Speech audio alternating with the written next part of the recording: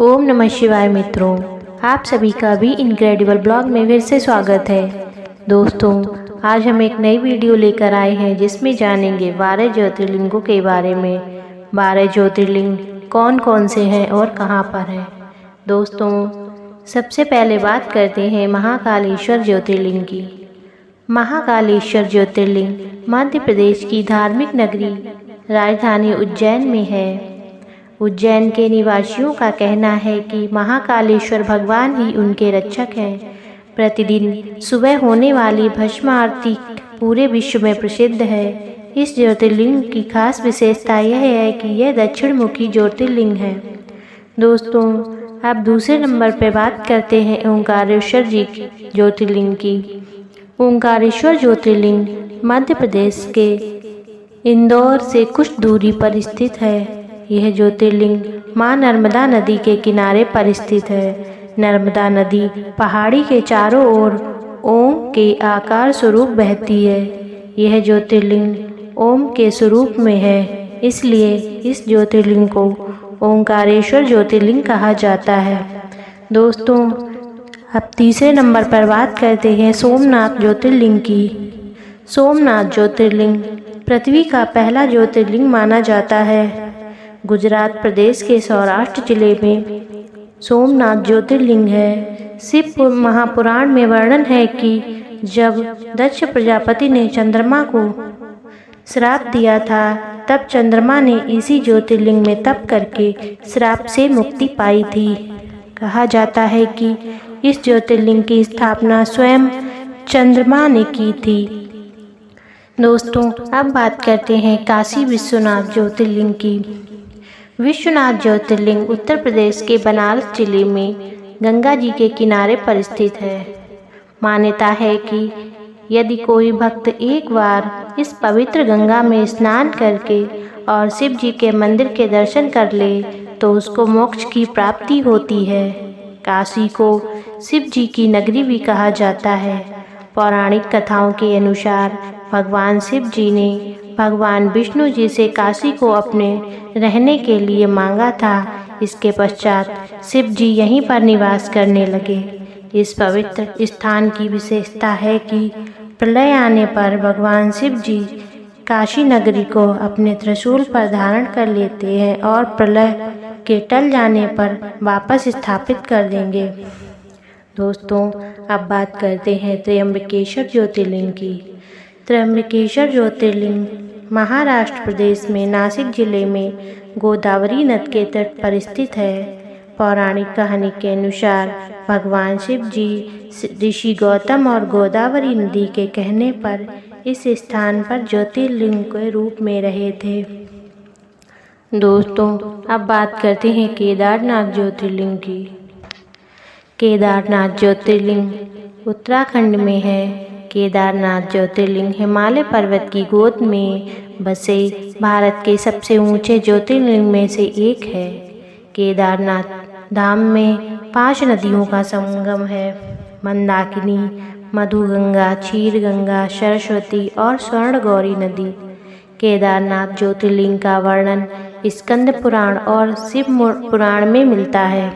यह ज्योतिर्लिंग भगवान शिव जी को अत्यंत प्रिय है। दोस्तों, अब बात करते हैं रामेश्वरम ज्योतिर्लिंग की। रामेश्वरम ज्योतिर्लिंग तमिलनाडु राज्य के रामनाथपुरम नामक स्थान पर स्थित है। इस ज्योतिर्लिंग के विषय में कहा जाता है कि इसकी स्थापना भगवान राम ने स्वयं की थी। भगवान राम द्वारा स्थापित होने के कारण ही इस ज्योतिर्लिंग को रामेश्वर कहा जाता है। पौराणिक मान्यता के अनुसार जब भगवान श्री राम जी ने लंका पर चढ़ाई करने के लिए जा रहे थे, तब इसी स्थान पर भगवान राम जी ने समुद्र से बालू से शिवलिंग बनाकर पूजन किया था। और कहा जाता है कि इसी स्थान पर ठहरकर भगवान राम जल पी रहे थे, तभी आकाशवाणी हुई कि मेरी पूजा किए बिना ही जल पीते हो। इस वाणी को सुनकर श्री राम जी ने बालू से शिवलिंग बनाकर उसका पूजा की थी और भगवान शिव से रावण पर विजय प्राप्त करने का वर मांगा था। तभी भगवान शिव जी ने रावण पर विजय प्राप्त करने का वर दिया और भगवान राम ने यहीं पर रामेश्वरम ज्योतिर्लिंग की स्थापना की और भगवान शिव ने ज्योतिर्लिंग के रूप में यहीं पर निवास करना स्वीकार कर लिया। दोस्तों, अब बात करते हैं श्री वैद्यनाथ ज्योतिर्लिंग की। वैद्यनाथ ज्योतिर्लिंग झारखंड राज्य के देवघर जिले में स्थित है। पौराणिक कथाओं के अनुसार श्री वैद्यनाथ ज्योतिर्लिंग रावण के द्वारा स्थापित किया गया है। यहाँ पर माता सती का हृदय गिरा था। इसी कारण इस ज्योतिर्लिंग को मनोकामना ज्योतिर्लिंग भी कहते हैं। कहा जाता है कि विश्व विजयी बनने के लिए रावण शिव जी का ज्योतिर्लिंग को लंका लेकर आ रहा था। तभी दैवी इच्छा के अनुसार शिवलिंग रास्ते में ही रख दिया और तभी से यह देव स्थान वैद्यनाथ धाम आया। दोस्तों, अब बातें हैं श्री मल्लिकार्जुन ज्योतिर्लिंग की। मल्लिकार्जुन ज्योतिर्लिंग आंध्र प्रदेश के कृष्णा नदी के तट पर पवित्र शैल पर्वत पर स्थित है। इस ज्योतिर्लिंग को दक्षिण भारत का कैलाश भी कहा जाता है। इस ज्योतिर्लिंग के दर्शन करने से व्यक्ति की सभी मनोकामनाएं पूर्ण हो जाती हैं। पुराणों के अनुसार मल्लिकार्जुन ज्योतिर्लिंग में भगवान शिव और माता पार्वती की संयुक्त रूप से दिव्य ज्योतियाँ विद्यमान हैं, जिसमें मल्लिका का अर्थ पार्वती और अर्जुन शब्द भगवान शिव के लिए प्रयोग किया जाता है। एक बार भगवान शिव और पार्वती के पुत्र कार्तिकेय और गणेश शादी को लेकर आपस में उलझ गए। भगवान कार्तिकेय का मानना था कि भगवान गणेश से वह बड़े हैं। दूसरी तरफ गणेश जी अपनी जिद पर अड़े थे। यह झगड़ा इतना बढ़ गया कि उनके माता पिता के पास यह बात पहुंच गई। शिव और माता पार्वती ने कहा कि जो भी सबसे पहले इस पृथ्वी की परिक्रमा लगा कर आएगा, हम उसका विवाह ही शीघ्र करेंगे। इस शर्त को सुनकर कार्तिकेय अपनी सवारी मोर को लेकर पृथ्वी की परिक्रमा करने निकल गए, परंतु गणेश जी के लिए यह कार्य मुश्किल था क्योंकि उनकी सवारी एक चूहा था। भगवान गणेश जी बुद्धि के पिता थे। उन्होंने उपाय सोचा और चूहे पर बैठकर माता पार्वती और भगवान शिव जी की 7 बार परिक्रमा की।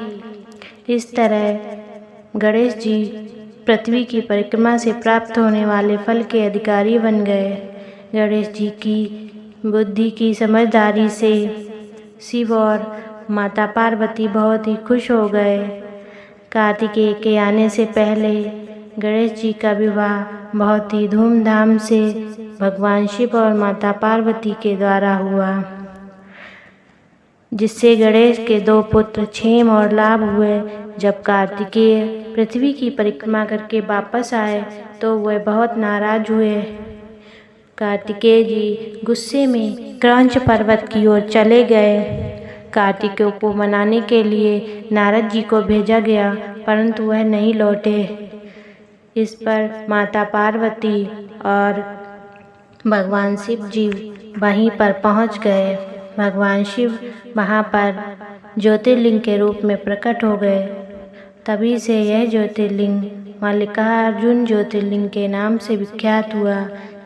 दोस्तों, अब बात करते हैं नागेश्वर ज्योतिर्लिंग की। नागेश्वर ज्योतिर्लिंग द्वारिका धाम में द्वारिका नामक स्थान पर स्थित है। धार्मिक पुराणों में वर्णन है कि भगवान शिव जी नागों के देवता हैं और नागेश्वर का पूर्ण अर्थ नाग का ईश्वर होता है। द्वारिकापुरी से नागेश्वर ज्योतिर्लिंग की दूरी 17 मील की है। इस ज्योतिर्लिंग के बारे में कहा गया है कि जो व्यक्ति पूर्ण भक्ति भावना के साथ यहाँ पर दर्शन के लिए आता है, उसकी सभी मनोकामनाएं पूर्ण हो जाती हैं। दोस्तों, अब बात करते हैं भीमाशंकर ज्योतिर्लिंग की। भीमाशंकर ज्योतिर्लिंग महाराष्ट्र जिले में पुणे नामक स्थान पर सह्याद्री नामक पर्वत पर स्थित है। भीमाशंकर ज्योतिर्लिंग को मोटेश्वर ज्योतिर्लिंग के नाम से भी जाना जाता है। इस मंदिर के बारे में कहा जाता है कि जो भक्त इस मंदिर में प्रतिदिन सूर्य निकलने के बाद दर्शन करता है, उसके 7 जन्मों के पाप दूर हो जाते हैं और उसके लिए स्वर्ग का मार्ग खुल जाता है। इसके बाद बात करते हैं गणेश्वर ज्योतिर्लिंग के बारे में। यह ज्योतिर्लिंग महाराष्ट्र के संभाजी नगर के पास दौलताबाद के पास स्थित है। इस ज्योतिर्लिंग को घुमेश्वर ज्योतिर्लिंग के नाम से भी जाना जाता है। यहाँ पर भक्त बहुत ही दूर दूर से दर्शन के लिए आते हैं और इस मंदिर में बौद्ध भिक्षुओं द्वारा निर्मित एलोरा की प्रसिद्ध गुफाएं भी इसी मंदिर के पास स्थित हैं।